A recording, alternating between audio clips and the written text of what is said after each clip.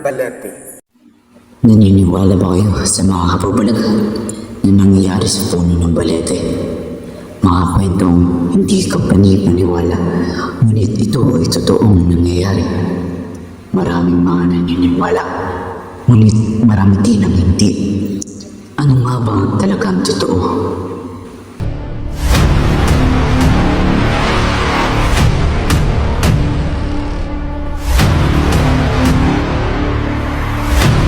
Sa Butuan City, kung saan ako ay pinanganak, ay mayroon daw puno ng balete, kung saan mayroong nakatagong ginto sa loob o ilalim nito.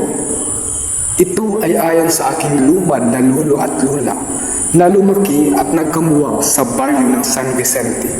Ayon sa kwento ng aking lolo Josefin, bago pa raw dumating sa kanyang buhay ang aking lola Lourdes, ay naririnig niya na ang kwento o usapin tungkol sa puno ng balete na nasa harap mismo ng kanilang bahay. Usap-usapan raw anya rito na kaya walang nagtatagal o tumitira sa bakanting lote na kaharap ng puno ng balete ay dahil takot raw ang mga residente dito. Dahil kahit ano anya ang tangkang pagputol o pagmina dito ay ni isa walang nagtatagumpay na makakuha ng ginto na nasa loob anya ng puno ng balete.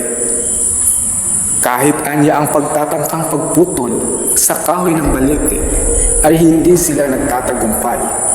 Kapalit pa raw rito na ang sino mang kasama sa pagtatangka ay nababalitaan raw nilang nagkakasakit na hindi alam kung ano ang sanhi o kung paano ito gagamutin. Ngunit kahit naging gayon, ang haka-haka na naririnig ng aking lolo Josefino ay hindi raw ito naging hadlang sa kanyang pagtira rito.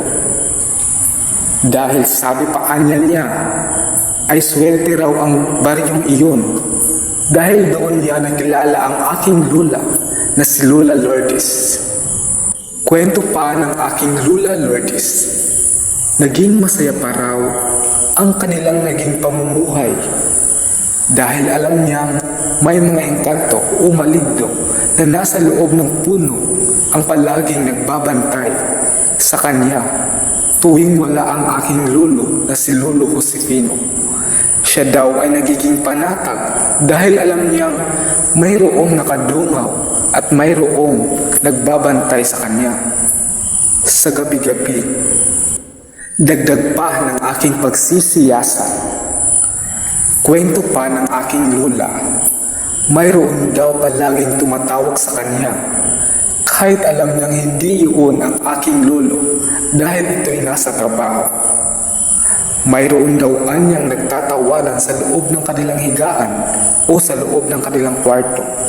At minsan pa raw ay may nakikita siyang itim na maligno na nanggagaling mismo sa balete.